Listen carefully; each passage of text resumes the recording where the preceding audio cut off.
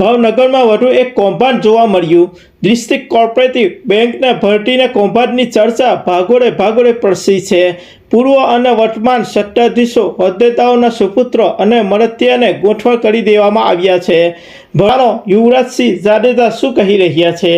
Reporter Taslim પીનાવાલા। પહેલા દાંડી કુટીરમાં ગુજરાતના આદરણીય મુખ્યમંત્રી રોજગાર મેળામાં એવું કહેતા હતા કે ભાઈ સીએમના દીકરાને પણ જો નોકરી જોતી હોય તો કોઈ જ પ્રકારની ભલામણ ચાલે નહીં,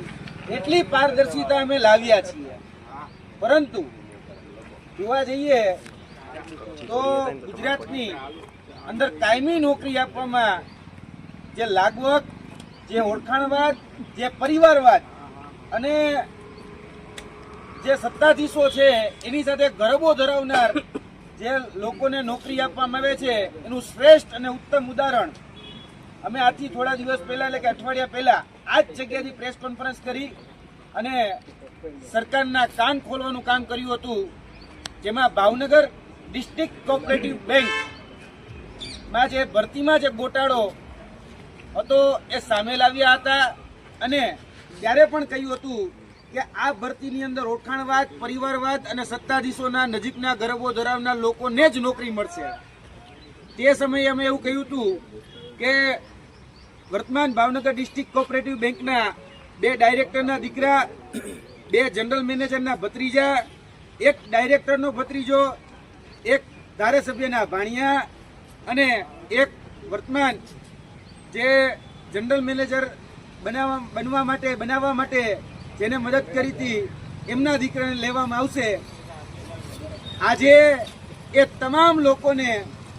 નિમણૂક પત્ર એનાયત કરી દેવામાં આવ્યા છે અને ગયા અઠવાડિયે હજી સુધી જ્યારે અમે પ્રેસ કરી ત્યાં સુધીમાં એના ઇન્ટરવ્યુ પણ લેવામાં નહોતા આવ્યા। પ્રાથમિક પરીક્ષા જ લેવામાં આવી હતી અને એ પ્રાથમિક પરીક્ષામાં પણ ઘણી બધી ધાંધલીઓ હતી, કેમ કે જે પરીક્ષામાં OMR હોય, OMR સિસ્ટમથી પરીક્ષા લેવા નથી, એ OMR પણ લઈ લીધી હતી, એ પ્રશ્નપત્ર પણ લઈ લીધું હતું અને વિદ્યાર્થીઓ જે તેનો કોલ લેટર હોય કોલ લેટર સુદ્ધા પણ લઈ લેવામાં આવ્યો હતો અને વાતો બહુ પારદર્શિતાની ગુજરાતના આદરણીય મુખ્યમંત્રી ભૂપેન્દ્રભાઈ પટેલ કરી રહ્યા હતા કે સીએમના દીકરાને પણ જો નોકરી જોતી હોય તો કોઈ જ પ્રકારની ભલામણ કે કોઈ જ પ્રકારની લાગવક કે કોઈ જ પ્રકારની ઓળખાણ ચાલતી નથી। તો આદરણીય મુખ્યમંત્રી ભૂપેન્દ્રભાઈ પટેલને કહેવાનું કે જો આ પાકસાફ હોય, ઈમાનદારીથી ખરેખર જે લાયક છે, જે હકદાર છે એનો જો એનો હકનો રોટલો આપવા માંગતા હોય, થોડીક દાદા ભગવાનની પણ શરમ ધરી અને આમાં નિષ્પક્ષતાથી યોગ્ય તપાસ કરવામાં આવે તો આ જે ભરતી છે એમાં 80 લોકોને ભરતી કરવામાં આવ્યા છે, જેમાં 80% ખોટી છે, જે ફક્ત લાગવકથી અને ઓળખાણવાદથી થઈ છે। અમે આ ફક્ત એટલું કહીએ છીએ કે આ ઉદાહરણ પાત્ર છે, કેમ કે ભાવનગર ડિસ્ટ્રિક્ટ કોઓપરેટિવ બેંક એટલે સહકારી સંસ્થા। ગુજરાતની તમામ સહકારી સંસ્થામાં આવું જ ચાલે છે, તમામ ગુજરાતની સહકારી સંસ્થામાં। તો અમે કહેવા માંગીએ છીએ ગુજરાતની તમામ સહકારી ક્ષેત્રની જેટલી પણ સંસ્થાનો છે, એ ડેરી હોય, એપીએમસી હોય કે પછી બેંકો હોય, એ તમામ જગ્યાઓની ભરતી એ સેન્ટ્રલાઇઝ કરી નાખવામાં આવે